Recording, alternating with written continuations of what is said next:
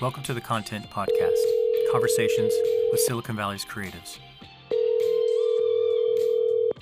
I'm Daniel Garcia, your host and the cultivator of Content Magazine, published by SV Creates. Bueno. Today we talk with San Jose contemporary artist Jorge Camacho, who's also known as J.Duh. Hey, ¿cómo estás, Jorge?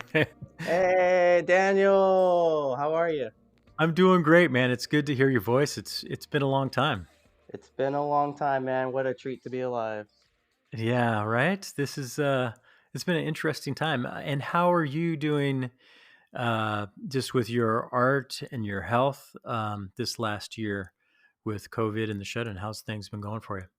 I've just been total hermit crab, at home instead of the studio now though, which has been pretty difficult to get used to. I'm so used to being around so many people here at Local Color and um, just being downtown every day, and now I'm at home and I have to have like the TV on, a podcast playing, and music playing just to Right. get focused and in my zone.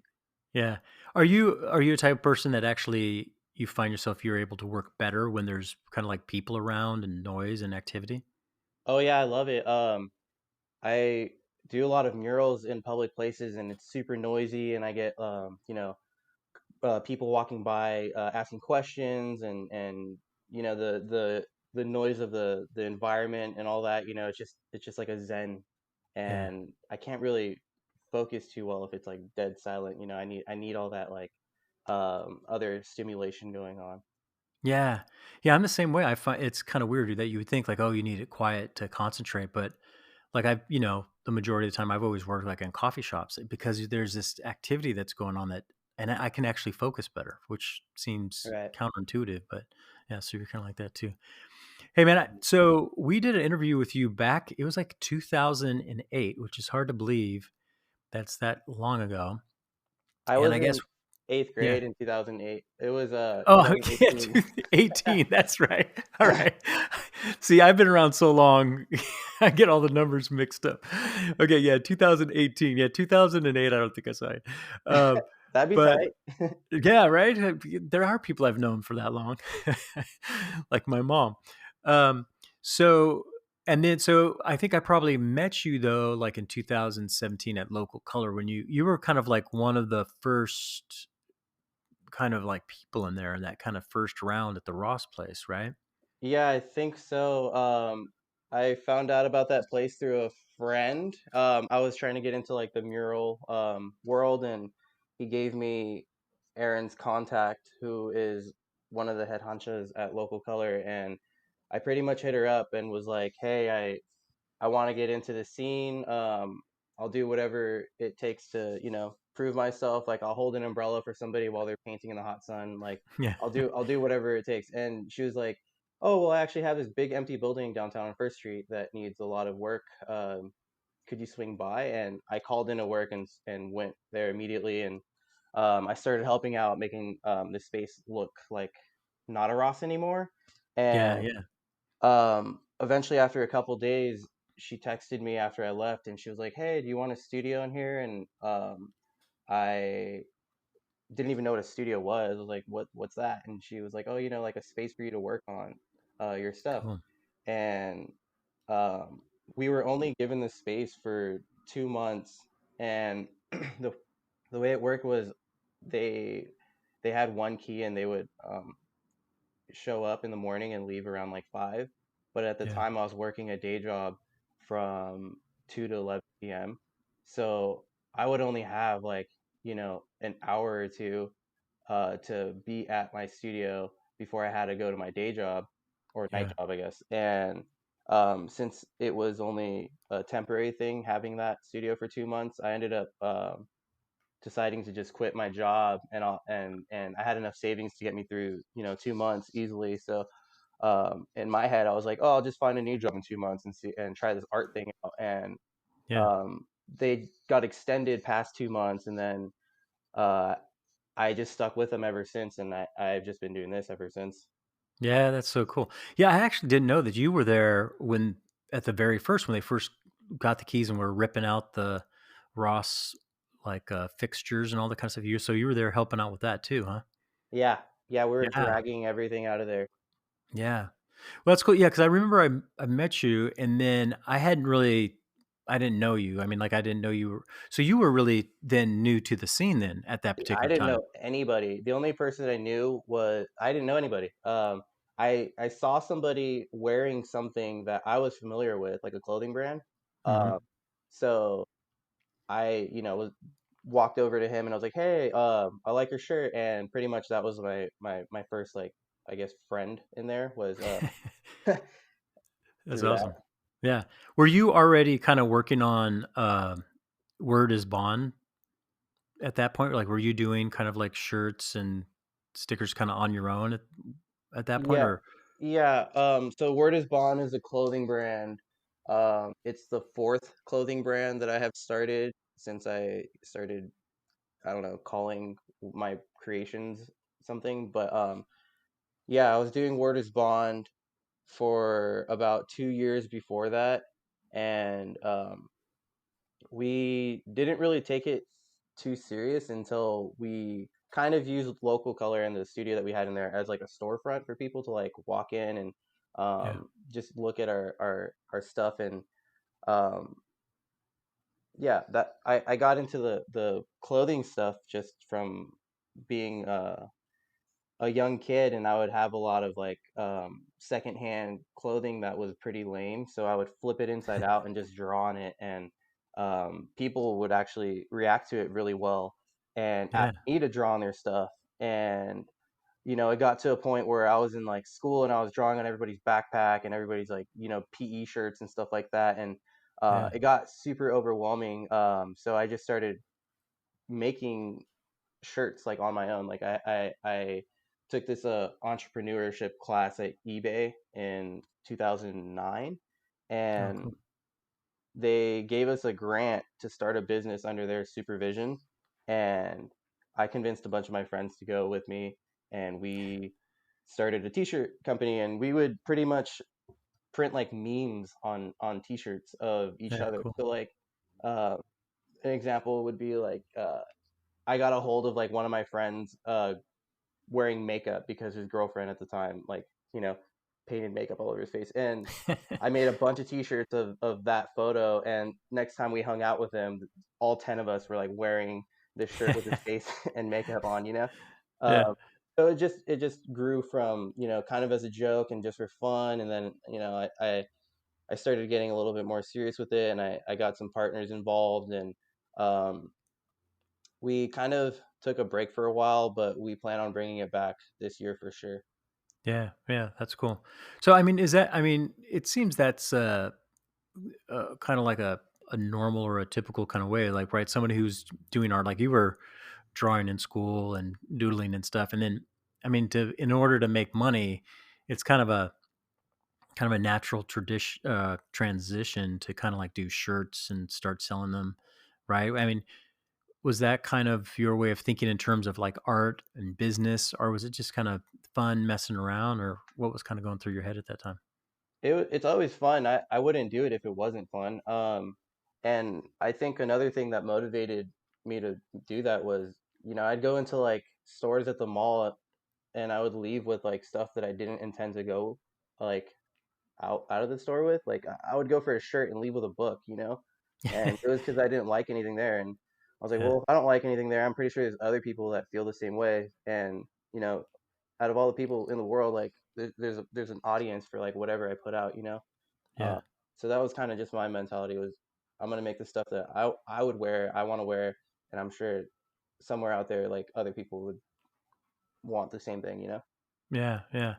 Well, that's cool. Yeah, I didn't realize you were so fresh on the scene at that time. So, um, you've done since then, since 2017, since the beginning of Local Color. Well, let's talk about. I mean, you've there's been a lot that's happened. Now you're, I would say, like you're pretty established in kind of like the art scene for San Jose. But what was some of the things that you kind of learned, and how did has Local Color being a part of that community kind of like helped you or grow you as an artist? Man, it definitely taught me that it's a marathon and not a sprint. At Yeah. first, I was just, you know, being surrounded by so many established artists, and um, I just felt like I needed to catch up. So I was putting a lot of time in practicing like every single day, and um, learning from everybody here to like just being a sponge, absorbing everything, and shadowing like them on big projects, and eventually, doing my own.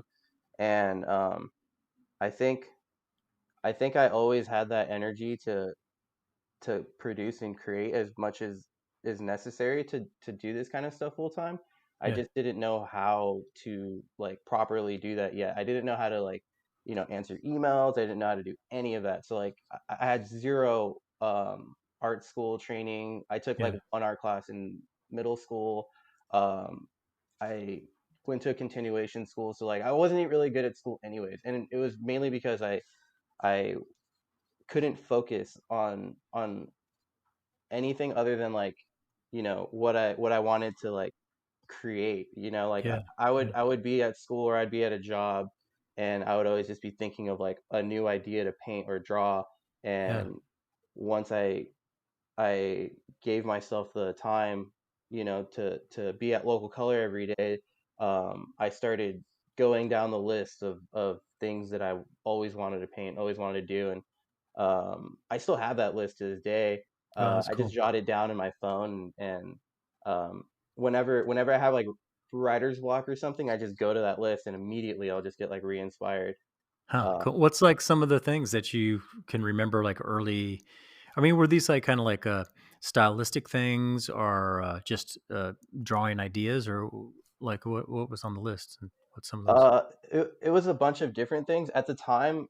At that time period, I was more into practicing lettering that didn't Oh, look okay. like I don't know how to call it, street like lettering, Yeah. because I grew up doing that kind of stuff, and I was trying to, I guess, perfect and learn more types of lettering forms. So I would listen to like a lot of like hip hop, and I listen to music for the lyrics, not because it sounds good. I like both for sure, but at the time I was way more into like lyrics. So Mhm. whatever lyrics just jumped out at me, I just wanted to practice writing that, and um, that's kind of what I still do to this day. But Yeah. now more so like sayings that I hear people say a lot, like in a conversation, especially people that are more like witty and stuff like that. Like they have all kinds of weird catchphrases, and Right. I'll just try to catch that, and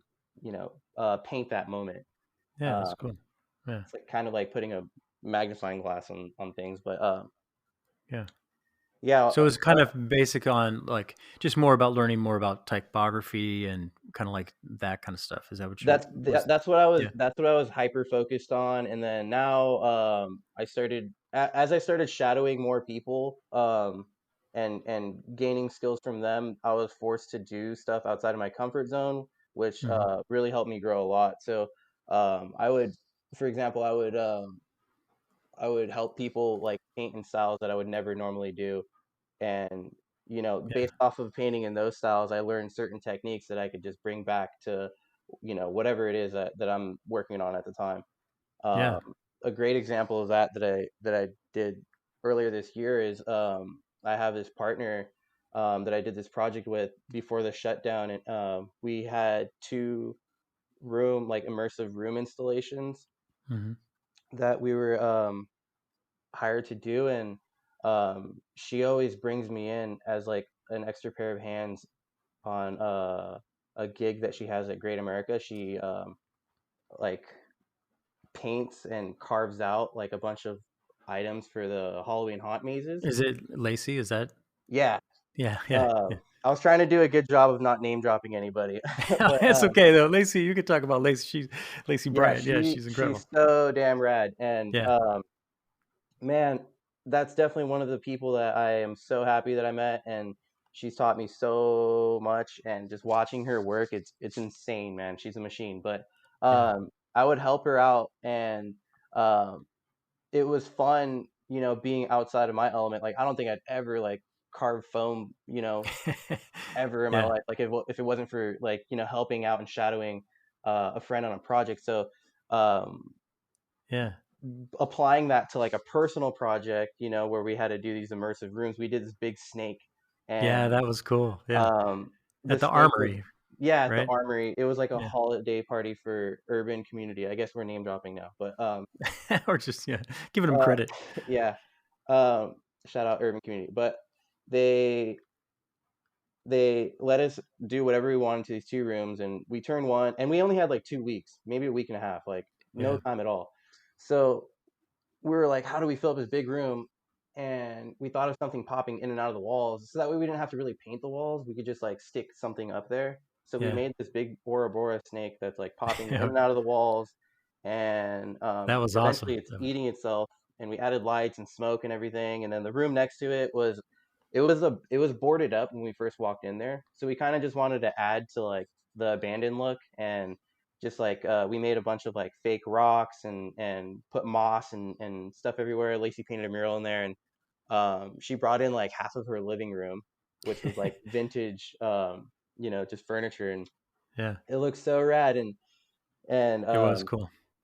just bringing in like elements from other projects that I just normally don't do on my own, like on my free time, and then bringing those skills into the projects that I do in my free time is kind of like, I guess, Yeah.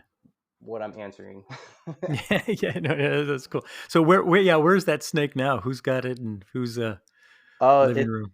it doesn't fit in the living room unless you like have no furniture in it, but it's here at my studio. It's just hanging out. It's pretty heavy. We actually, man, we're in such a rush that when we were making it, we didn't properly create the thing to be hangable. Oh, So we actually used double-sided tape oh that no, really? That that worked, huh? held up for the whole show, and we we came back the next morning to pick it up, and the big head, which weighs about like 20-25 pounds, was on the floor, and we're just like, oh man, thank God that didn't happen last night. Right. Yeah, fall on somebody's foot or something. Yeah. Yeah, but Yeah. it's here. We're trying to find a home for it.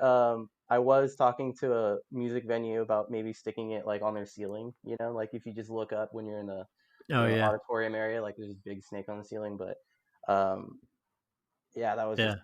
all talk for about a month trying to get it a home, and then everything shut down, so that wasn't a priority for anybody to Yeah. adopt a Yeah. snake. Yeah. That's cool. So, I mean, I think, it seems like you have done even when you were doing, Word is Bond, that was with a collaboration with a friend, right? It And was then with a bunch of friends. yeah, and then it sounds like even your career growing as an artist was connected with other people. I mean, it's interesting. I mean, what role does community and fellow artists play in your life? I think that's what keeps me like motivated.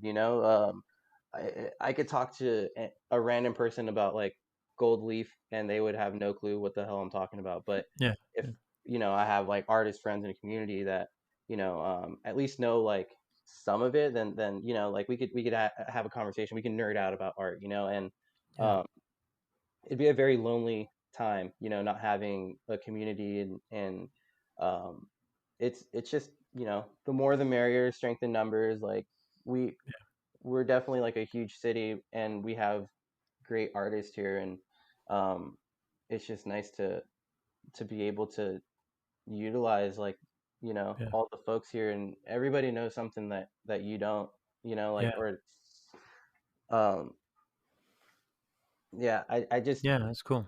Yeah. Would you? It's funny. Yeah. So now you've kind of moved into doing kind of. I mean, you're still doing murals, but there's some signage kind of going on, right? And so you've done a couple. Have you done a couple gold leaf projects? I think I saw you did one. yeah, That, the sign stuff was introduced to me when I came into local color, um and I was pretty fascinated at like how the quality of just everything was, and how satisfying it was to like not have to dip in like the brush, like and pull a line and dip it in like every like 5 seconds. You could pull a line, and like it could like on some pinstripe stuff, you could just pull a line from like one end of a skateboard to the other end of the skateboard without like dipping in the brush at all, you know? And Yeah. Yeah. it was also a market that was getting more popular in the area, especially with Yeah. all like the businesses opening up and stuff. Like everybody needs signage. Like it's like the makeup of your building, you know? Yeah. And if it looks good, then you know you'll attract people, and you'll definitely gain respect from people and how they view like how serious you take your own business. And for sign painting, it wasn't my intention to get as heavily into it as I am now. It was Hmm. more of like at the time I was trying to just figure out how to make money, you know, however I Yeah. could. So I was, you know, of course, doing murals, but you don't do murals as often, or I don't do murals as often as I want to. And Hmm. um, in the in between, you know, I have the clothing, and then I have, you know, my personal artwork, and then, you know, now I introduced like the sign painting, which has probably taken up more of my time than ever lately. And it's because the work is consistent, especially through Yeah. COVID as well. Like everybody's trying to, you know, get ready for whenever they open again, and like, you know, brush up their spot, like get a new sign, Yeah. fix their chalkboard up, you Yeah. know, and luckily that's been keeping me afloat this whole time, as Yeah. opposed to, you know, the mural gigs that I had lined up. Those all like Yeah. they stopped, Halt. you know, they're Yeah. just like, oh, there's no reason for this. It doesn't make any sense to invest right now because, you know, like, and Yeah. the sign thing just pretty much saved my ass. So I'm just getting more into it. And I really want to do it correctly. And, you know, I've Yeah. been being mentored by a couple people, and I'm really lucky to have their trust. And I super appreciate that I'm in the position to keep doing it. Yeah. Yeah. Yeah. There is a couple really incredible signed people here in the South Bay. So yeah, now you're part of it. That's really cool. So, what do you think then? Just kind of thinking about it. I mean, especially if you've kind of come from like the roots of graffiti, and then now you're doing kind of like sign. I mean, what is your kind of thought about? Is that a sellout? Is that going commercial? You know what I mean? Like, what's kind of like your thoughts on that? I think when I was coming out of that mentality, and um I was more like ego-y and more about myself, and you know, I didn't really think about like why, other than it was fun, you know. Hmm. But then Hmm. now I kind of I do it more with like intention, like my artwork now. Like Yeah. I do what I want, and well, and with intention. And um before it was just more for fun, and to be like a nuisance. And that that mentality is like very young, you know, which um you know, you don't really like, it's hard to break out of that mentality because it's so fun, you know. And I Yeah. guess I just had to be really disciplined. And you know, I I realized that when I was doing that as a kid, I all the older guys that I looked up to that did it, they all did like really cool stuff. They were either like tattoo artists or sign painters, or Yeah. um, you know, they own like a barber shop. I don't know, something cool, Sure. you know, and crafty. And it's either you went down that road eventually, or like, you know, you are working a hard labor job or something, and you know, Yeah. you're not too happy. And I just wanted to get a head start. I didn't want to wait until I was like 30 with kids or something to like be a barber or whatever. Like I was like, I'm gonna do this Yeah. now, so that way by the time I'm the guys that I look up to's age, I will be you know, more established, and have that head start. Yeah. Yeah. Yeah. I mean, that's the thing, right? I mean, it's as being an artist, right? I mean, how do you make a living? How do you provide income so that you can do that stuff that you want to do on your own, right? Right. So, I think it's a great opportunity when you're able to still use that your talent to have income, but maybe it's not exactly like your artistic expression, but it actually helps you inform. what you do for yourself, right? For your art, because you're learning new skills, like you were kind of saying. Yeah, and I think what's cool about, the all communities for sure, is that is here it's pretty cool because it's not very crab in a buckety. It's more, like if you just ask, like, you could get a lot of help and advice from people. Yeah, yeah, yeah. So yeah, talk about the San Jose and the South Bay art scene. What do you kind of see of its advantages, and then maybe some of its disadvantages? I think the advantage here that I'm realizing more as I travel into different cities, whether it's small cities like Santa Fe, in New Mexico, even though their art scene's ridiculous. They have like, Yeah, yeah, they're great. man, they have like a park over there where you could just shop for like statues, like the Ouroboros statue at Cesar Chavez. Yeah, Man, it's so crazy. And then, I've seen like art scenes in different countries and stuff, and um I definitely come back to San Jose and I just see it as a a it's just a matter of time, yeah, like yeah, there's just so much talent here, and if you just look at how many murals were produced, in just the past 5 years alone, it's yeah, insane. It's yeah, insane. It's crazy. And there's only more like being done even throughout like COVID and stuff. So I just think that everybody that's doing it just needs to keep doing it, and help each other out, and um there's definitely enough for everybody's plate here, which is yeah, cool too because it's so big as opposed to like other cities. Like I would imagine like, like an SF or something to be more cutthroat since it's like yeah, so small and there's so many things everywhere already. And over here, man, there's just nothing but opportunity. And I just think that if more people see that and take advantage of that, then it'll it'll manifest quicker. yeah, Um, because a lot of people that, I hear a lot of people say like, oh, San Jose, blah blah blah, like I'm gonna go to LA where I actually have a chance, and it's like, okay, like good luck yeah, being a little tiny fish in a big ass ocean. Like over yeah, here it's yeah, like it's a lake, it's manageable. yeah, You just gotta know where to go for the bait, yeah, yeah. Well, you that's the thing. I think that your evidence of that is of somebody who, I think this San Jose scene, it is big and there's great stuff and there's great opportunity, and it's fairly easy to break into if you want to get connected, and Oh I don't yeah. think other cities are quite as open as you Yeah. see around here. Yeah, over Um, here we have like one, maybe two art shows a night, like on a good night, yeah, everybody's there. And if you don't know who everybody is, then show up and meet everybody. right. And other places like, they could have like multiple art shows in a night and just like so competitive and man. But what's Yeah, cool about that is there's flavors for everybody, where um over here maybe the flavor tonight isn't your cup of tea, so you might not yeah, afford it. Um, but yeah, that is something that I appreciate about um, San Jose is whether it's your flavor or not. Most people, at least my age, show up and support a lot. yeah, yeah.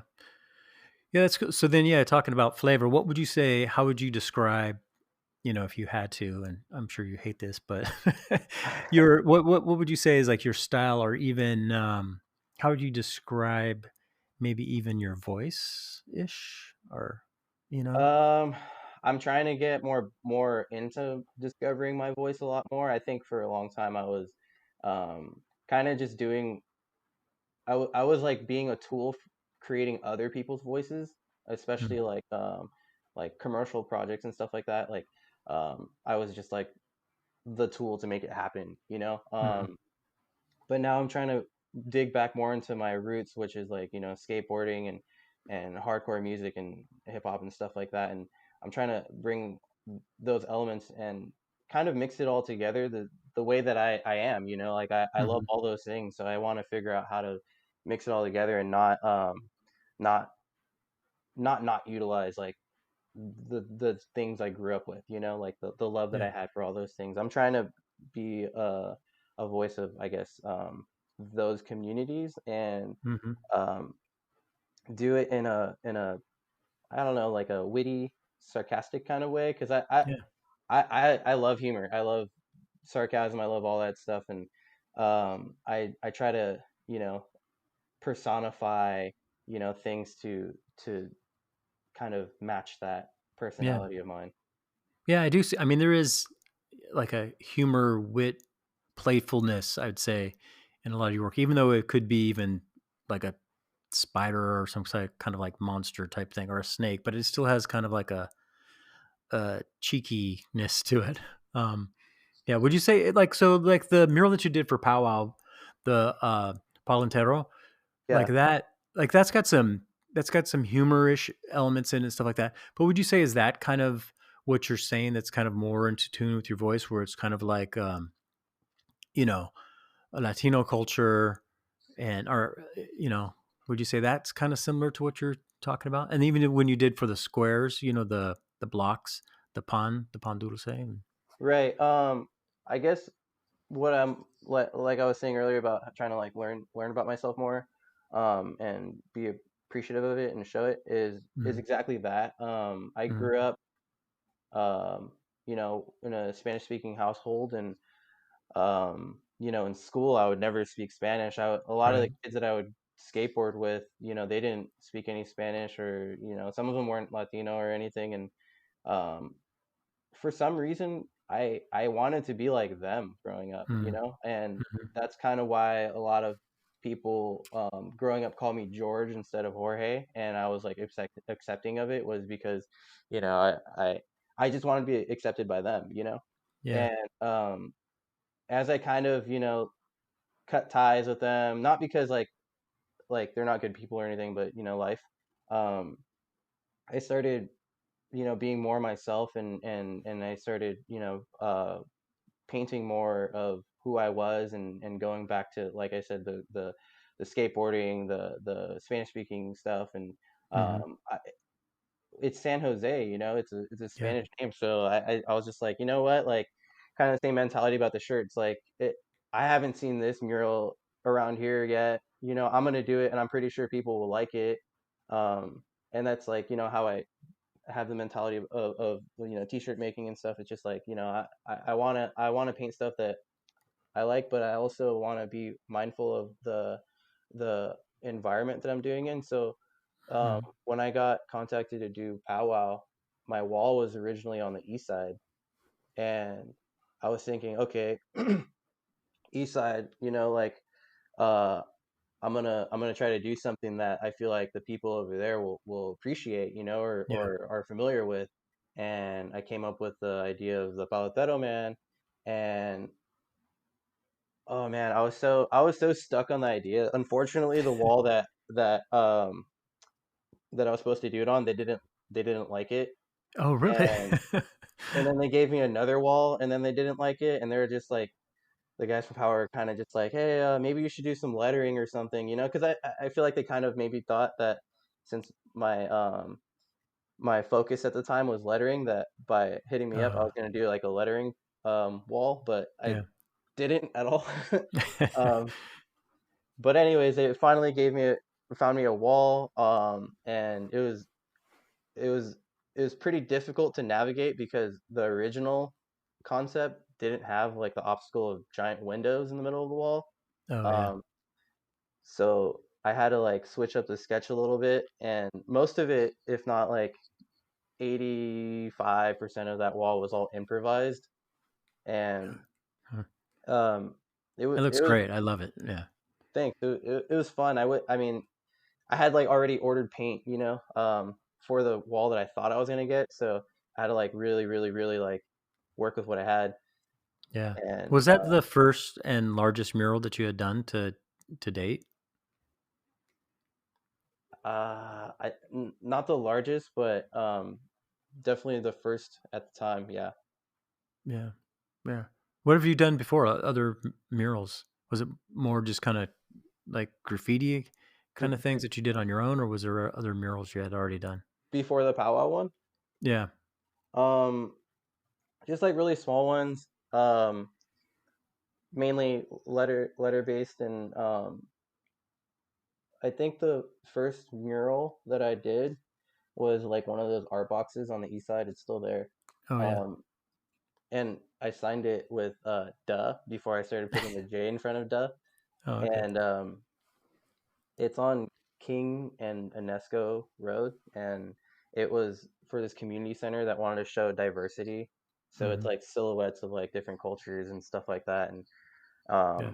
after that, I did one inside my studio, and then the third mural I ever did that I could remember at least is that greetings from San Jose, which wasn't even painted. It was designed on a computer, and Yeah. Yeah. um, that was very exciting because that was kind of like a contest like spot. Like there was other designers competing for that Yeah. roll down, and um, yeah, after I got a taste of like a big mural like that, I just wanted to do more, especially Yeah. with how people reacted to it. Like to me, it was just so simple, and Yeah. um, I was just like, every cool city has like one of these. The Why the hell greetings. don't Yeah. we? So Yeah. yeah, it just keeps it's like the pattern of like, oh, why don't we have this? Why don't we have this yet? Why don't we have a pun yet? Why don't we have this? Like, Yeah. it's kind of like my attitude towards creating public art, and Yeah. yeah, whenever I have an opportunity, I try to like make it seem like it blends into the neighborhood. I don't want it to be too loud. I also don't want it to be like um meaningless, I guess, like Sure. Yeah. yeah. Try to communicate something of culture or your identity or something. I just don't want it to be like wallpaper, like you might Yeah. as well like print out like a vinyl if you do that, which I just said I did a vinyl mural, but like at least like it says something. Yeah, yeah, yeah. That's cool. Hey, so yeah, and then tell me about the name J.Duh, because there's a story behind that, like why you call yourself that, right? Yeah, so I got into all this stuff that I got into growing up from my older sister.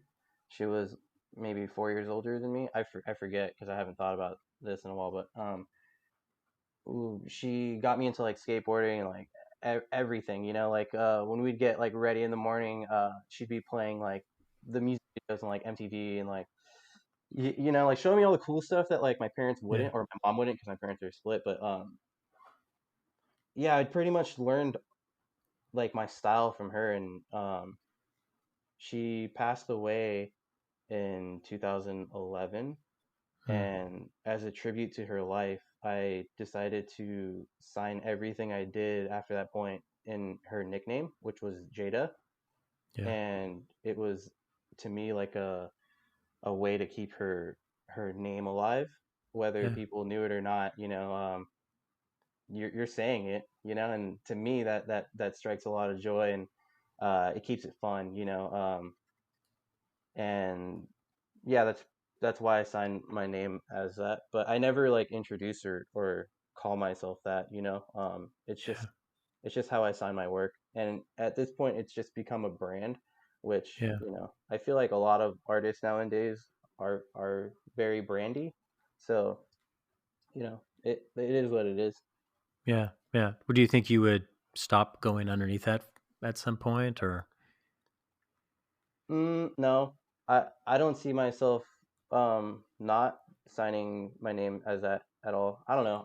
I don't think so. I think it's very like, you know, my style to go under like an alias anyways, yeah, and not use my normal name. And I think that if people don't want to, you know, use this, then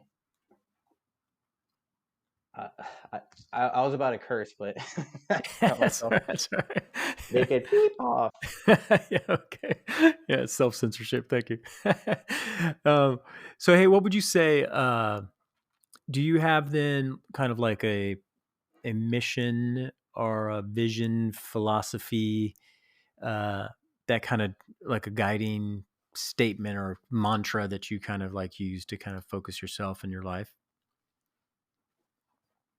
Um, Not one in particular, but definitely just being present to the moment and appreciating like the things around me and the people that I have, and the things that they share with me. And I think as long as I don't like, you know, like get super ego-y with like success, then I think I should be fine because I definitely don't feel like ever satisfied with what I'm doing, Hmm. and that keeps me doing more, Yeah. because I just have like a thirst that's unquenchable, and um, I think as long as I'm never content with what I do, then that's helpful because I'll just keep progressing and wanting to do better and grow more.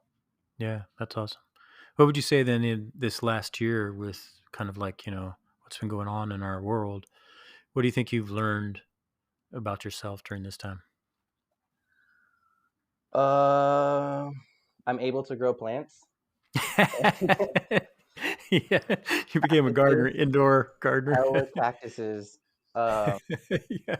I Air got some other ferns. stuff too, but yeah, exactly. But I guess what I learned was th- this break and everything being shut down definitely taught me that I needed better time management, Hmm. and I needed to be more mindful in what I invested my time into.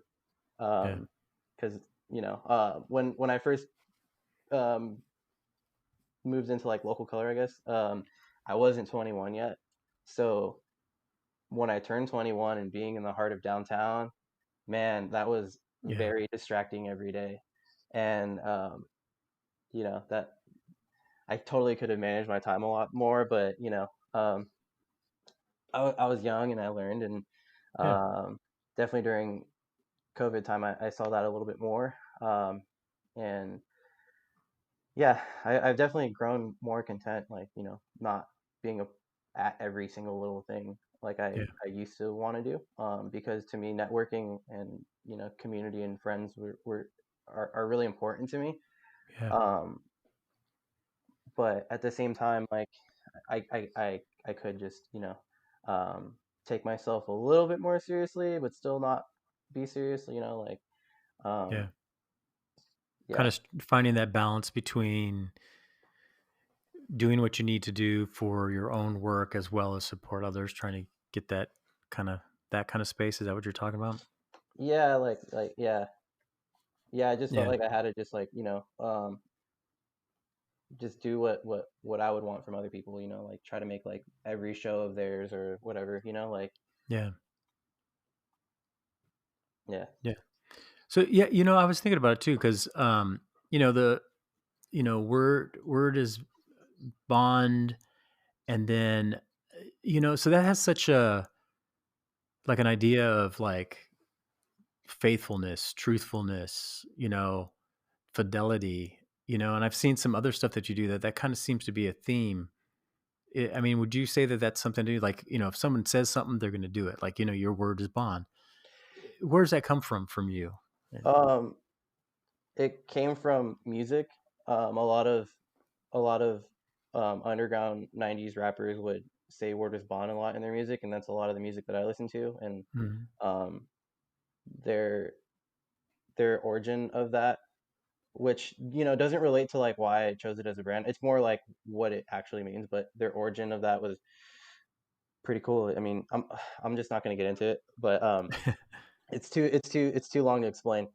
It has to do with like five percenters and stuff like that. If you have the time or you're that interested, just look that up. Five percenters. They pretty much created a language that a lot of early hip hop artists would adapt Okay. or adopt, and they did that because they wanted to say things and still be played on the radio without being like censored. So Yeah. like a good example of that is the word OG. A Yeah. lot of people probably think it's like original gangster or something like that, but really its original meaning is older god, and Hmm. they they call each other god in that community because it's like the highest form of respect for someone, Hmm. and the older gods are the OGs. So like you'll hear people like Wu-Tang Clan and stuff like that. They'll call each other God. They'll be like, "What up, God?" Like they Yeah. once you learn about like all that slang and stuff, um, before it got like twisted up to what it means like in modern time. Hmm. Um, it's super cool, and Word is Bond was one of them, and um, I guess the main reason was it was like the fourth brand that I tried starting, and the problem with all the other ones was once I started getting the ball rolling, I found out that somebody had the same name or, Oh, something very similar. So I was like, man, I really gotta throw like a phrase, like multiple words, that to make sure that sure. nobody has something similar. So um I thought of that and I looked it up on everything and nobody had it. I'm like, yes, all right, cool. This is tight because if I ever run out of ideas, the name itself is something cool and Yeah, I love the message and clothing to me I could use people as like a walking billboard yeah, to like project this message that I think is important, you know, and obviously whoever wears it does too. And it's cool because then that creates like a community of yeah, people that now, you know, go like really like that term. yeah. I like the phrase. I mean, I think, well, not the phrase, but the meaning of it, right? I mean, like, no matter what in culture or even in business relationships, right? I mean, word is Right. bond. It's like, you have to be there. And it's even like about being present and caring for other people, you know what I mean? So I think I was wondering what was the emotional, mental attachment that you had to the meaning of the phrase. It Um, was, yeah, pretty much that. I mean, at the time too, I was frustrated with certain people in my life that weren't keeping their word. yeah, sure. So it was a lot of things, another thing was in fashion, a lot of stuff gets like recycled. Like, they'll bring back the overalls and the dad cap, and Yeah, um, to me, this is not too old, but it's still like a term that not a lot of people use anymore, especially on the West Coast. And yeah, it was just, using that, bring back something old and make it yeah. It fresh. does have a real throwback feeling. Yeah, yeah. Right. That's cool. Awesome. All right, mate. So, what's next for you? What are you looking forward to in the next couple weeks, month? Oh man. Definitely live music. I miss live music so much. I used to go Yeah, to a show maybe like 2, 3 times a month. yeah, I would travel like I like we a couple friends and I went to Seattle just to go see a band. Like that was kind of like how we started traveling was like we would pick destinations with bands that are playing there that normally wouldn't come to California. yeah, So in particular, this band was from Canada, and they came down to Seattle for a show, and we're like, oh, we gotta go. So definitely live music. Um, Looking forward to that so much. I was walking downtown the other day and I saw that 55 South was playing live music or what sounded like live music, and I walked over and I was like, what the hell? Like, where's this coming from? And they were playing on the parking garage, like oh yeah, cool. above the spot. And yeah, definitely live music. And I want to be more active with my personal work. I feel like Hmm. uh, I've been working a lot of commercial jobs and stuff like that, and I'm trying my best not to like show that anymore because I want to attract the work that I Yeah, put out. yeah, So I want to definitely be able to find work that falls more into yeah, my personal work, yeah, uh, and definitely continue to do public art. It would be great to do it in other places and environments too. yeah, That's probably one of my favorite things about public art is um, I like new experiences and stuff like that. And every job has like a cool behind the scene experience that's like unique to itself. Whether it's like I'm yeah, in a basement, of a high traffic bar and I get to see this cool basement that I'm working in, or I get to yeah, be inside of a mini boss and watch it like open up, yeah, before it opens up. Just being in like situations and experiences like that are super cool. And I'm looking forward to that for sure. More of that, more collaborations. Definitely looking forward to bringing back Word is Bond, for sure. I miss making clothes, man. It was so nice, like just uh, like going skateboarding or biking or something and sweating out a shirt and just like throwing it away and just putting on a new one. It's so nice. yeah. It's cool. It's good. All right, man. Well, good. Yeah, I'm excited for those things too, and I'm excited to see what you're gonna put out for some of your personal work. Do you have any kind of like, well, probably not, like a show lined up or exhibition anywhere? I mean, I'm not even sure if people are booking things. I do, but I don't have a home for it yet. but during the shelter in place, I started my first series ever. Cool. I think when I first started taking art more seriously, I was definitely more in the sprint mentality than the marathon because I wanted to catch up to everybody. Yeah. And once I did powwow and I was around all these, international artists and stuff, I was just like, man, like Yeah.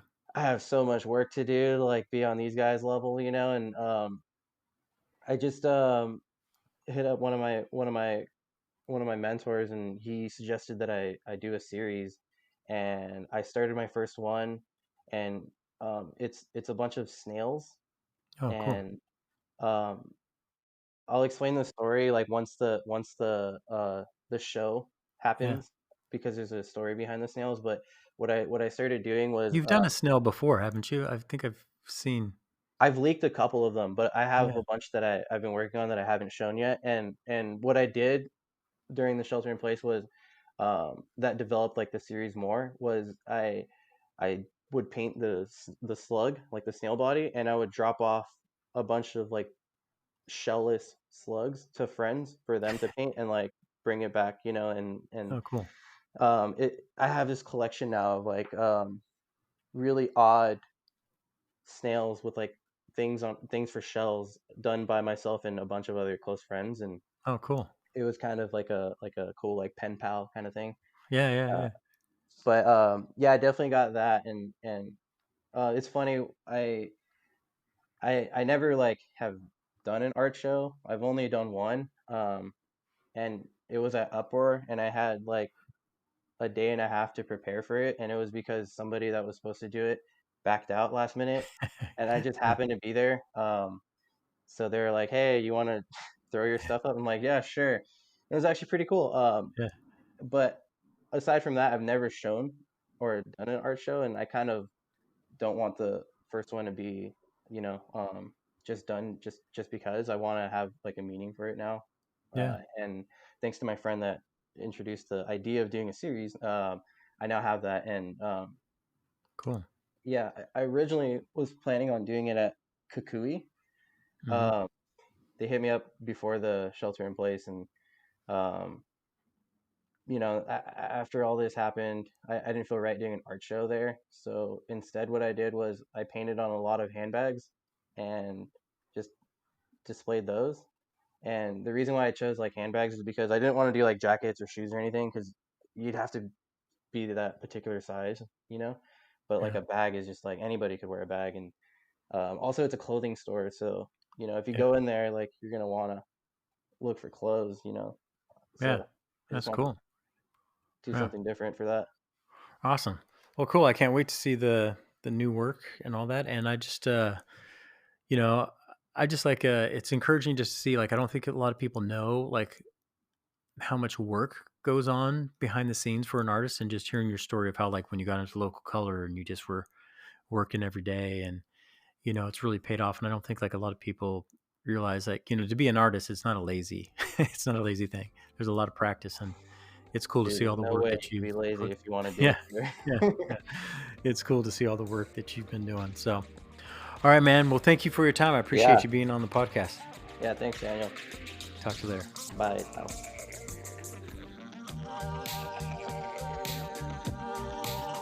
To find out more about Jorge, you can go to his website, J.Duh.designs.com, and follow him on Instagram at J.Duh, as well as Word is Bond Clothing.